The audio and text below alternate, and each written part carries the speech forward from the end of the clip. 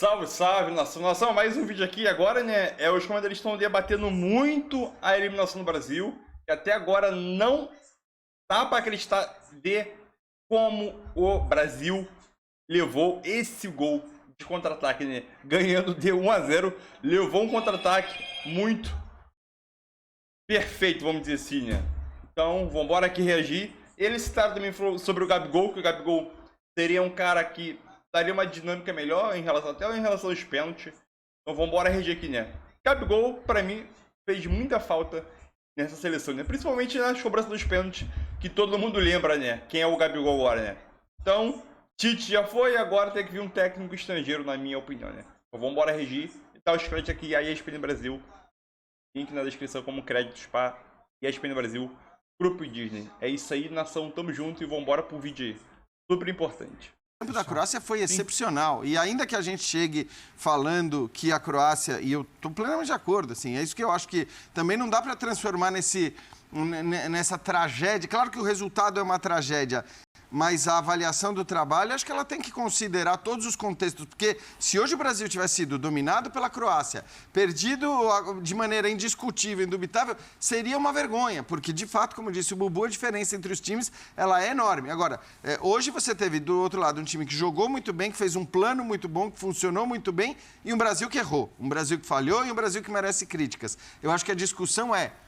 Aí pensando na honestidade da avaliação com um profissional que vai seguir a sua carreira o quanto um jogo especificamente e o quanto esses erros num jogo específico que foi do jeito que foi, com essas finalizações que o Calçado citou, a gente pode atribuir a essas falhas e a esse jogo, podem servir essas falhas para atribuir ao trabalho do Tite o rótulo de um trabalho horrível, fraco, como quer que desejem. Por exemplo, não, assim, primeiro tempo, especificamente o primeiro tempo. Eu acho que o Tite errou bastante hoje.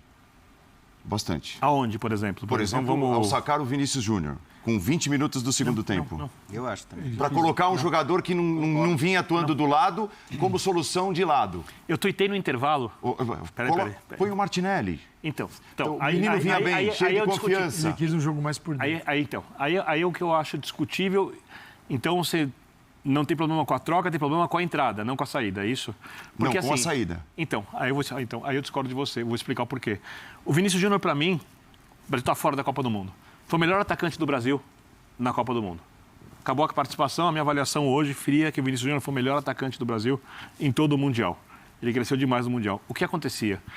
Por algum motivo, isso eu gostaria de entender, eu não consigo entender, porque ele faz isso no Real Madrid, ele faz isso na seleção, ele não acompanhava o avanço do lateral direito do time croata, não acompanhava. E o Rafinha, as poucas vezes que a Croácia acompanhava pouco, o que acontecia? Estourava tudo nos volantes. A transição de bola, a bola chegava com facilidade no meio de campo, porque não havia recomposição para fazer a parede na frente dos laterais e dos zagueiros. E com a Croácia, com a bola no meio de campo, sem essa marcação forte, ficava um jogo muito confortável para a Croácia. Eu achei, ele vai voltar para o intervalo. Ele tem duas opções. Eu escrevi isso no Twitter no intervalo do jogo. Ou ele pega e coloca o Fred, o que eu achava pouco provável, porque o Vinícius estava bem, ele não ia tirar o Neymar, ele não mexe na direita, a não ser que ele jogasse o Neymar para o centroavante falso, tirar do Richarlison, mas o Richarlison fazia gols, ou ele tenta corrigir, conversando no intervalo. Ele tentou corrigir conversando no intervalo, tenho certeza. E o Vinícius até melhorou um pouquinho, mas não conseguiu fazer a parede ali. Quando o Rodrigo entra, o Brasil cresce e começa a ficar com a bola em torno da área, não é porque o Brasil cresce com a bola, é porque o Brasil não permite que a Croácia mais faça essa transição com jogadores livres por aquele lado. Então foi uma questão coletiva. Mas no segundo tempo isso já não acontecia, por isso que... Assim, primeiro que eu acho que... Mas depois que o Rodrigo entrou, melhorou, não melhorou? Não, melhorou, mas eu já acho... O Antony melhorou, Também. O Antony melhorou. No segundo porque tempo os dois fechavam. No início do segundo tempo, o Iranovic, melhorou um pouco. Que eu elogiei como, para mim, disparado até... Disparado não, porque o Modric jogou muito também no primeiro tempo. Mas o Juranovic, tá difícil. O que ele fez na primeira etapa foi um absurdo. Porque ele marcava, ele estava sempre lá atrás, ele era o cara que aparecia à frente, ele fazia a transição numa velocidade absurda. E no segundo tempo, eu não sei nem se ele já não estava mais aguentando fazer aquilo que ele fez no primeiro tempo, ele não estava mais aparecendo desse jeito. Então, eu acho que ainda que você tivesse essa justificativa da recomposição coletiva por ali...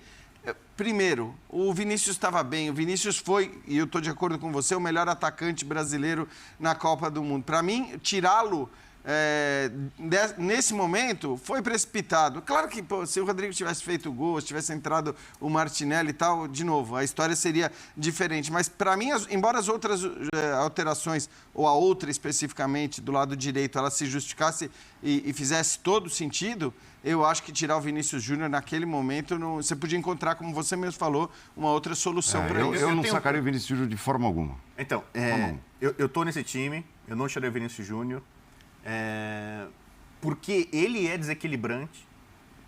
Ele não é o Neymar ainda, ele não tem esse potencial do Neymar. Mas quando ele sai, é um balde de água fria para mim, para a coletividade brasileira, para a torcida que estava ali em massa, o Brasil jogando em casa. Ele tira a força, ele tira a capacidade do Brasil de causar dano. De numa jogada, como foi a jogada da prorrogação, a jogada do gol, mudou. O Richarlison não fez uma boa partida. Na segunda rodada... O Pedro entrou bem no jogo. Então, o Richarlison não jogou bem no primeiro tempo, ele sacou e botou o Gabriel Jesus logo de cara. O Tite confia no Gabriel Jesus, sempre confiou. Ele não confiava no Pedro. Ele foi botar o Pedro faltando 5 minutos para acabar o jogo. Por exemplo, ele morre de amores pelo Paquetá. O Paquetá participou do lance do gol, mas para mim não fez uma boa partida. Ele ama o Fred. Ele coloca o Fred em tese para segurar o resultado. No lance do gol a gente vai ver o Fred na ponta direita. O Brasil totalmente bagunçado, desorganizado. O Rafinha não fez uma boa Copa. O Rafinha para mim foi o Gabriel Jesus de 2018. E a gente saiu com aquela pecha de Gabriel Jesus é o centroavante que não faz gol. O Rafinha foi o atacante titularíssimo para o Tite. E aparentemente com problemas psicológicos, tinha gente dando força para ele durante as partidas, e ele insistindo. Tava na cara que o Rafinha deveria ter tido alguma outra solução, talvez colocar o Rodrigo no lugar do Rafinha, não o Vinícius Júnior, não tirar o Vinícius Júnior. O Antony entrou bem. O Antony entrou bem. Mas, por exemplo, você poderia ter outra alternativa. O Paquetá poderia ter saído. Ele, você vê, por exemplo, contra a Suíça, que é uma seleção completamente fechada, ele meio que botou o freio de mão, né? Foi um jogo sem o Neymar, ele foi com o pé atrás. Nesse jogo em que a Croácia foi por uma espécie de trocação, dividiu o posse de bola, troca de passes com o Brasil, o Tite me parecia meio perdido, ele não sabe o que faz. Ele nunca morreu de amores pelo Vinícius Júnior. Vinícius Júnior estava explodindo no Real Madrid, ele trocava figurinhas com o Ancelotti para ver como poderia usar, até quando ele poderia voltar, o quanto ele poderia marcar. Caíram no colo do Tite essa garotada de beirada, capacitada, rejuvenesceram, melhoraram, oxigenaram. Hoje. Então, mas assim, cara, aí eu acho o seguinte, para mim... Aí não dá certo. Exatamente. Para mim a questão é essa, assim, em relação às substituições... Eu olho só pro Vinícius Júnior. Aí no final a gente pode discutir... O Militão foi fazer uma grande Copa. Ele tira o Militão. O gol que elimina o Brasil sai pela lateral direita do Brasil. E essa substituição... Mas a culpa foi do Casemiro. Pra mim são essas duas, eu acho. Não, mas além... Se for procurar um culpado é o Casemiro, que é o jogador mais consistente do Brasil há não sei quantos anos. Mas assim, o que eu tô falando é, independentemente do culpado, tentar olhar para a substituição e para as justificativas possíveis para cada substituição. Eu não acho que ele precisaria ter mudado todo mundo, mexido em todo mundo, colocado o Pedro antes no Richarlison, porque o próprio Richarlison, que todo mundo, a gente inclusive... Ele entrou bem o Pedro, dizia que... Não, tudo bem, mas o que eu estou querendo dizer é, no primeiro jogo da Seleção Brasileira contra a Sérvia, todo mundo queria o Richarlison fora no intervalo, porque não tinha tocado na bola. Sim. O Richarlison vira o grande nome do jogo no segundo tempo. Então eu acho que... certeza. A permanência de alguns jogadores, ela se justifica pela qualidade que os caras têm e capacidade de decidir jogo, fase, o que quer que seja. E isso, para mim, é o principal argumento para se dizer que o Vinícius Júnior, eu tô com o Paulo nessa, ele não precisava sair.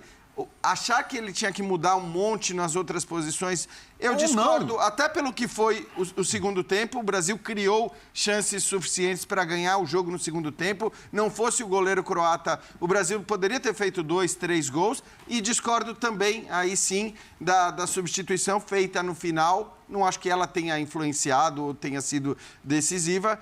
Mas você tem o Danilo jogando improvisado na lateral esquerda. Se arrastando. Com o cartão amarelo, você podia ter colocado o Alexandro puramente no Danilo e não tirar o Militão. Mas, para mim, em relação à substituição, são só essas as coisas que o retrato final do jogo, se olha de cima o gol que o Brasil sofreu, isso aí é para analisar durante semanas, meses, anos e décadas.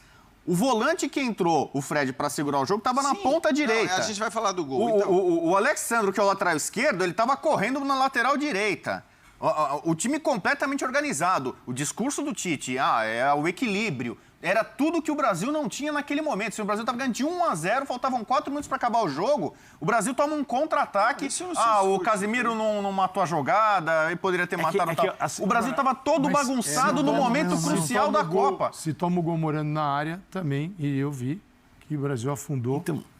E não jogou mais. Eu pensei nisso, Calçade. São dois discos. Isso aí a gente ouve todo dia. Eu pensei nisso, mas também o Brasil ficou dentro da área ali, tomou pressão. Paulo, mas não pode dar um contra-ataque para um time que não contra-ataca. Eu acho que tem vantagem no placar, faltando 4 minutos para terminar. E ele aconteceu. Como também a Croácia não podia ter o goleiro e ele fez. Mas então não tem programa. Se a gente... Não, mas a questão é a seguinte, assim, porque se eu não vou ser o jornalista histérico. Não, mas a gente não está aqui para fazer isso. A gente não faz isso. Esse papel eu fiz até 2014. De 2014 em diante eu parei. Mas a gente não faz isso aqui. Depois de 7-1 você fica, né, Bira?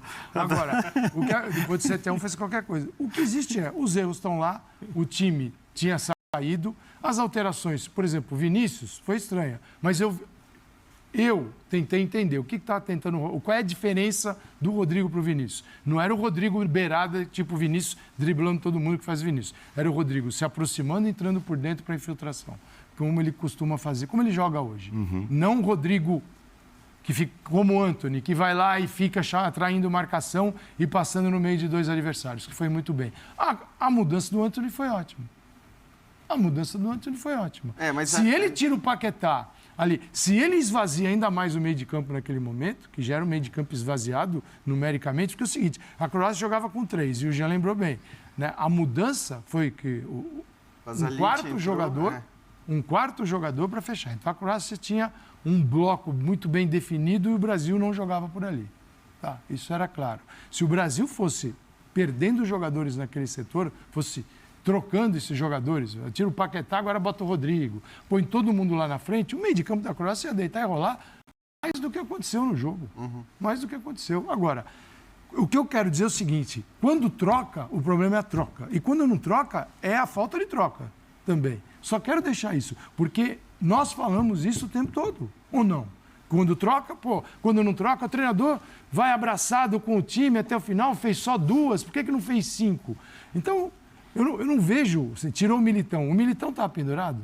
Não estava. Só o Danilo estava. Só o Danilo estava. Então, essa ele está pendurado para outro jogo. Exatamente, foi ali que eu eu vou colocar não estava pendurado nesse. Ele vai jogar 5 minutos, vou voltar o Danilo para a função dele. Vale um amarelo para você estar vivo na Copa na semifinal, né? O Casemiro não deixou de bater no cara para não levar o amarelo e perder a semifinal?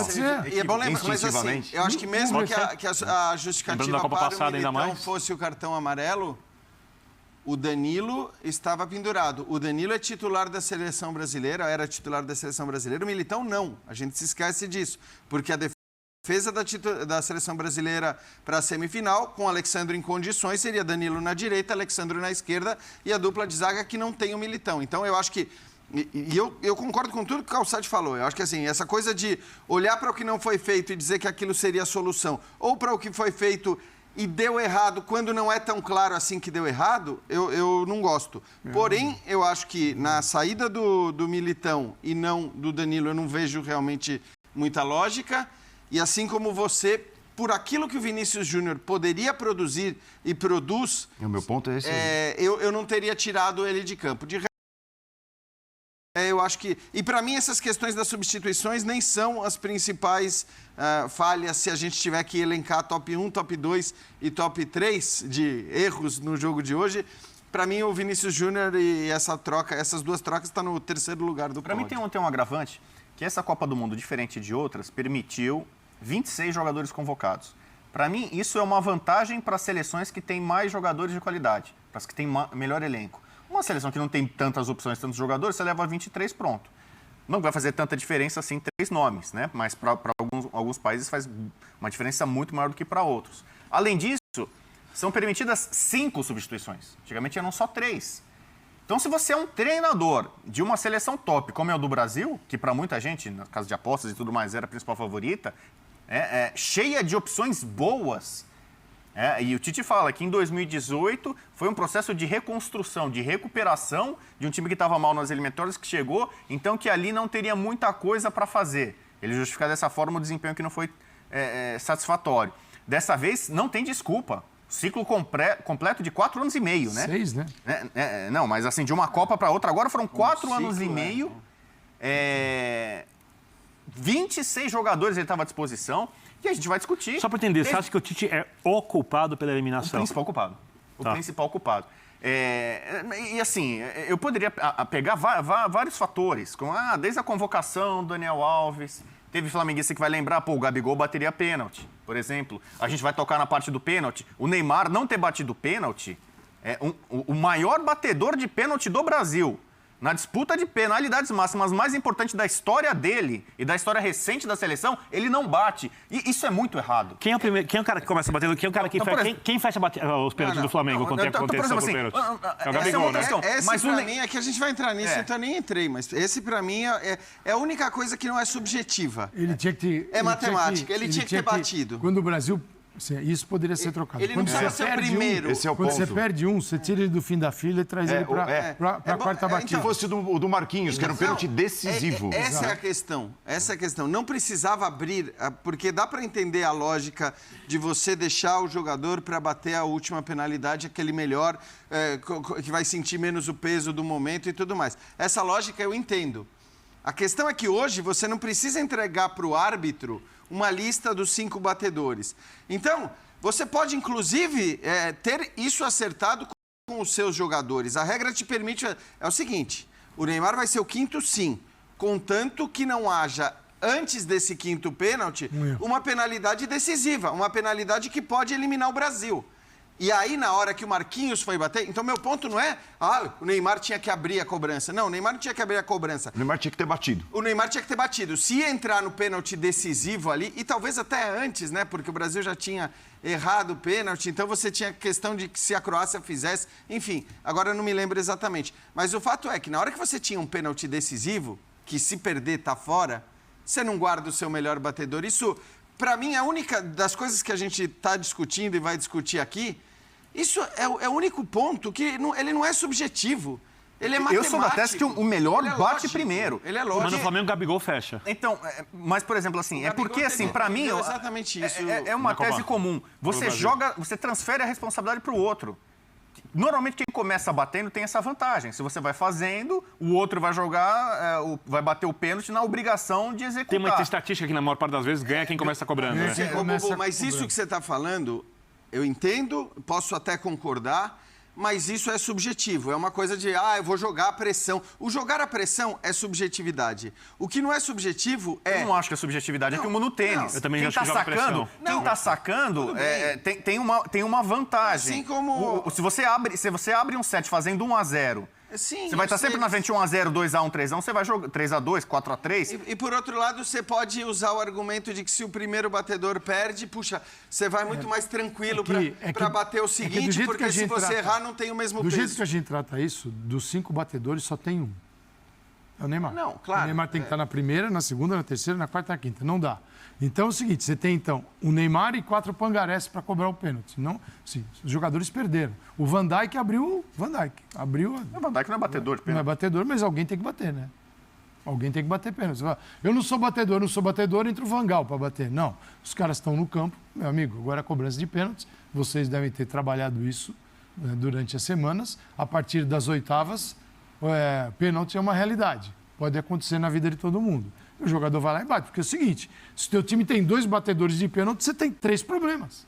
Sim, não, claro, Carlos. Então, mas assim, a questão é assim... eu não deixaria, quando a coisa ficou muito feia, na lista dos 5 pênaltis, fala, peraí, agora complicou, traga o Neymar para bater antes. O e não para Gabigol, ficar ele esperando, não viveu porque isso. você morre com a carta na mão. Você fica segurando, fala, não precisa agora, Se eu não você me já engano, perdeu o jogo. O Gabigol, ele não viveu isso e corrigiu num... Teve um jogo. Não, teve um que ele foi muito criticado porque justamente ficou esperando para bater o pênalti tchau. decisivo e não bateu.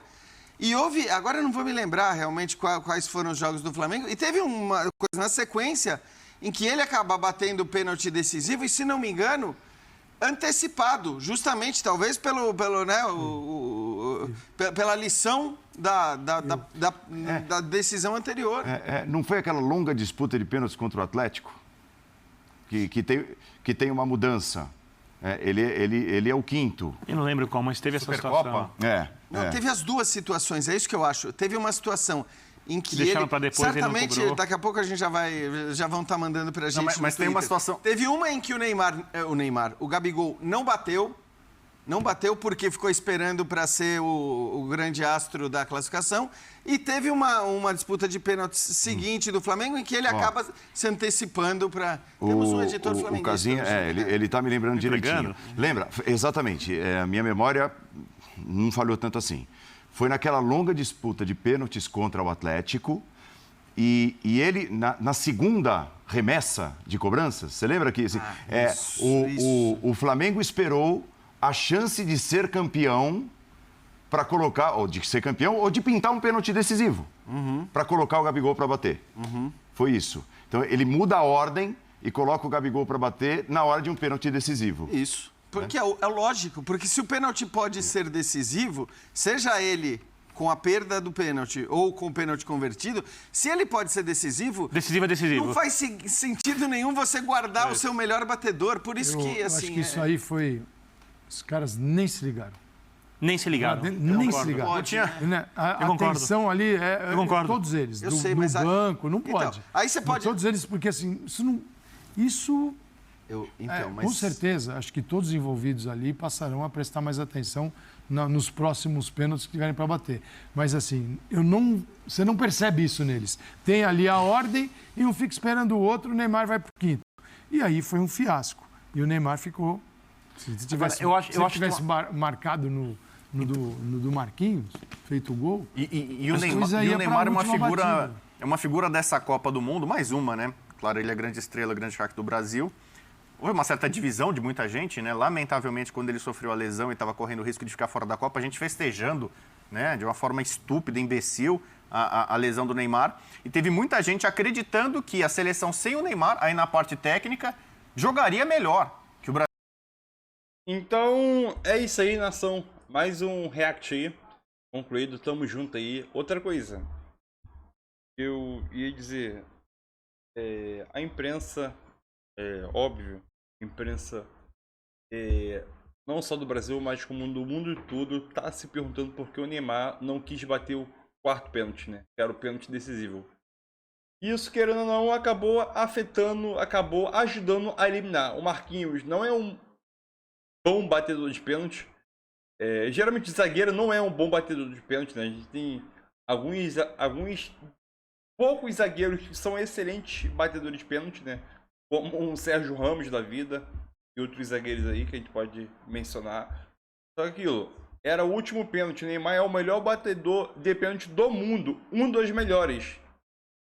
Entendeu? Vou botar ali com o Messi, Cristiano Ronaldo, Lewandowski também, um pouco ali abaixo. Entendeu? Ou um Gabigol. Entendeu? Então é aquilo. O Neymar, ele tinha uma responsabilidade muito grande. Os comentaristas acabaram de citar aí também a parte do Gabigol. Teve o caso do Gabigol com o Flamengo, né? Que acabou perdendo o título pro Galo. E na outra ocasião ele acabou antecipando e ajudando o Flamengo a ganhar o título. É aquilo. Para mim, o maior culpado dessa eliminação é o Tite. Tinha todas as peças possíveis. Era a melhor geração de elenco, né, da seleção após 2006, de 2010 para cá. E o Tite não conseguiu mudar em nada.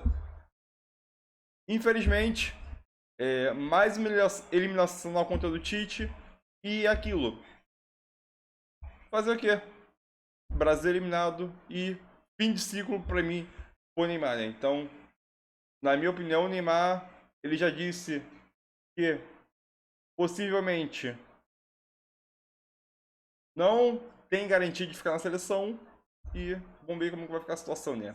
Neymar fica na seleção ainda ou não, ou se aposenta. Neymar fez um gol de pênalti, né? Igualou ao Pelé, mas o que vale disso, né? Como recorde. Foi eliminado. Então é isso aí. A indignação minha e provavelmente tua também, né? Com o não pênalti do Neymar bateu, né? E se tornar a estrela, ajudou, querendo ou não, indiretamente, o Brasil ser eliminado, né? Porque não tomou a frente, né? Teria mais uma chance, com uma possibilidade, né? O Wallace de tentar defender o próximo pênalti da Croácia, né? Que era um pênalti também decisivo. Então, aquilo. Neymar decepcionou dentro de campo. Fez gol, não fez uma boa partida, teve alguns lances que ele poderia ter finalizado melhor. Teve o gol, uma ótima jogada dele. E só que no lance mais importante, né? Não só da seleção, mas dele em Copa do Mundo, da carreira dele, ele deixou a desejar. É isso aí, nossa, tamo junto.